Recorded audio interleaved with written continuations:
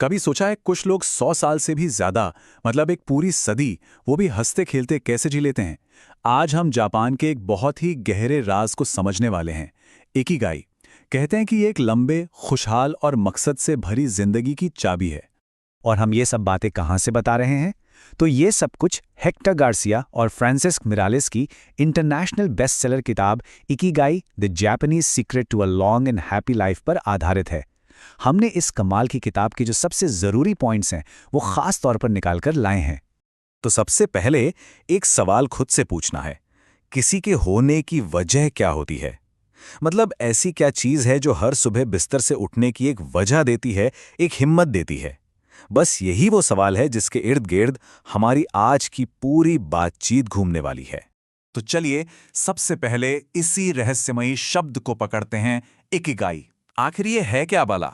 देखिए, इकिगाई को आप अपनी जिंदगी का कंपास समझ सकते हैं, एक ऐसा कंपास जो सही दिशा दिखाता है। ये दो जापानीज शब्दों से मिलकर बना है, इकी जिसका मतलब है जिंदगी और गाई जिसका मतलब है कीमत या सार्थकता। तो कुल मिलाकर इकिगाई वो चीज है जो हमारी जिंदगी को सार्थक बनाती है। अब जरा इस वेन डायग्राम को ध्यान से देखिए, यही इकिगाई का पूरा सार है। ये चार गोले जहां एक दूसरे से मिलते हैं ना, वो काम जिसे करना पसंद है, वो काम जिसमें कोई अच्छा है, वो जिसकी दुनिया को जरूरत है, और वो जिससे पैसे भी कमाए जा सकते हैं, बस वहीं पर इनके बीच में ही इकिगाई मिलता है। सोचकर देखिए, क्या किसी की जिंदगी में ये चारों चीजें एक साथ मिल रही हैं? और देखिए, जापान में एक कहावत है, सिर्फ एक्टिव रहना ही 100 साल जीने की चाहत देगा। इससे पता चलता है कि उनकी संस्कृति में एक मकसद का होना कितना जरूरी है। जरा सोचिए, कोई 90 साल का इंसान भी सुबह उठकर उस काम को करने के लिए एक्साइटेड है जो उसे पसंद है। बस यही तो है इकिगाई की असली पावर। तो ठीक है, ये इकिगाई की फिलॉसफी सुनने में तो बड़ी अच्छी लगती है, पर सवाल यह है कि क्या ये सच में काम करती है? चलिए, इसका जवाब ढूंढने के लिए दुनिया की उन जगहों पर चलते हैं जहां लोग सबसे लंबी जिंदगी जीते हैं। इन जगहों को कहते हैं ब्लू जोन्स। ये हैं दुनिया के वो 5 ब्लू जोन। इन सभी जगहों में एक बात कॉमन है, यहां लोग कमाल का लंबा और सेहतमंद जीवन जीते हैं। और आज हमारा फोकस रहेगा जापान के ओकिनावा पर, जिसे पता है क्या कहते हैं? अमरों की भूमि। आंकड़े देखिए, ओकिनावा में लंबी उम्र की जो दर है वो सच में हैरान करने वाली है। हर 1 लाख लोगों में करीब करीब 25 लोग 100 साल से ऊपर के हैं। ये पूरी दुनिया के औसत से कहीं कहीं ज्यादा है। तो आखिर क्या राज है इन लोगों का?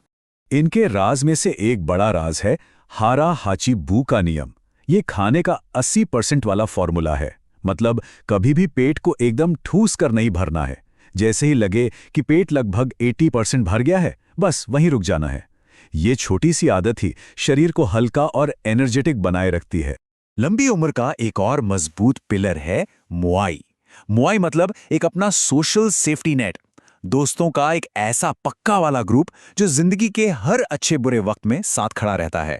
ये सिर्फ इमोशनल सपोर्ट ही नहीं है, बल्कि जरूरत पड़ने पर लोग एक दूसरे की आर्थिक मदद भी करते हैं। तो अब जब हम लंबी उम्र के कुछ सीक्रेट्स जान चुके हैं, तो चलिए अब बात करते हैं आज की मॉडर्न जिंदगी के चैलेंजेस की, वो चुनौतियां जो हमारे रास्ते में आती हैं। ये टेबल एक बहुत ही बड़ा फर्क साफ साफ दिखाती है। सोचिए, हमारे पूर्वजों को स्ट्रेस कब होता था? जब सच में कोई जंगली जानवर सामने आ जाता था। वो स्ट्रेस बहुत तेज होता था, पर कुछ ही देर का। और आज हमारा दिमाग एक फोन के नोटिफिकेशन को भी उतना ही बड़ा खतरा मान लेता है, और नतीजा, स्ट्रेस वाला हार्मोन हमारे शरीर में लगातार बहता रहता है। ओगिमी गांव की एक 100 साल की महिला है। उनके गीत की इन लाइनों में देखिए कितनी गहरी बात छुपी है। ये पंक्तियां हमें याद दिलाती हैं कि जब तक हम चलते रहते हैं, कुछ ना कुछ करते रहते हैं, तब तक उम्र हमें हरा नहीं सकती। बस एक्टिव रहना, यही जिंदगी है। तो अब हमें ये तो पता चल गया कि क्या नहीं करना है। तो चलिए अब उन प्रैक्टिकल तरीकों पर फोकस करते हैं जिन्हें हम अपनी जिंदगी में अपना सकते हैं।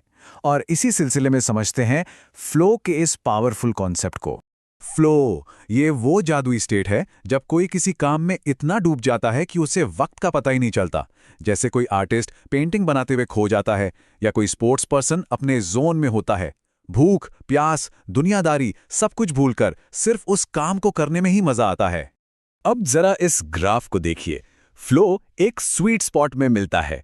मतलब अगर काम बहुत ही आसान है तो बोरियत होने लगती है, और अगर काम इतना मुश्किल है कि हो ही नहीं पा रहा तो टेंशन होती है, एंग्जाइटी होती है। फ्लो की स्टेट तब आती है जब चैलेंज तो हो लेकिन वो इतना भी मुश्किल ना हो कि हमारी स्किल से बाहर चला जाए। कभी अपनी जिंदगी के ऐसे पलों के बारे में सोचा है? तो सवाल ये है कि अपनी रोज की जिंदगी में इस फ्लो वाली स्टेट को कैसे पाया जाए। इसके 3 सिंपल से तरीके हैं। पहला, कोई ऐसा काम चुनें जो थोड़ा सा चैलेंजिंग हो लेकिन बहुत ज्यादा नहीं। दूसरा, एक बिल्कुल क्लियर छोटा सा लक्ष्य रखें। और तीसरा, जो शायद सबसे जरूरी है, एक समय में सिर्फ एक ही काम पर कॉन्सेंट्रेट करें। और ये स्लाइड तो साफ साफ बताती है कि मल्टीटास्किंग एक बहुत बड़ा धोखा है। ये हमारी प्रोडक्टिविटी को 60% तक गिरा सकता है। इसके ठीक उलट, जब हम एक काम पर फोकस करते हैं तो ना सिर्फ हम वो काम बेहतर तरीके से कर पाते हैं बल्कि हम ज्यादा शांत और ज्यादा क्रिएटिव भी महसूस करते हैं। तो इन सारी बातों का निचोड़ क्या है? चलिए इन सभी जरूरी सबकों को एक साथ एक प्रैक्टिकल टूलकिट में डालते हैं जो किसी की भी अपनी इकिगाई की यात्रा में काम आ सकती है। तो ये रही इकिगाई टूलकिट। हमेशा एक्टिव रहें, रिटायरमेंट के बारे में ना सोचें, अपनी दोस्ती को मजबूत करें, अपना मुआएं ढूंढें, हल्का खाएं यानी 80% वाला नियम याद रखें, वर्तमान में जिएं, अपना फ्लो खोजें और हाँ, प्रकृति से भी जुड़ें। यही छोटे छोटे कदम एक लंबी और खुशहाल जिंदगी की मजबूत नींव रखते हैं।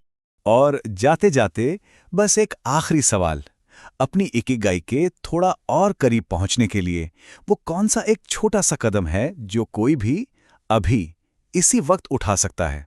याद रखिए, इकिगाई कोई मंजिल नहीं है, ये तो एक खूबसूरत सफर है।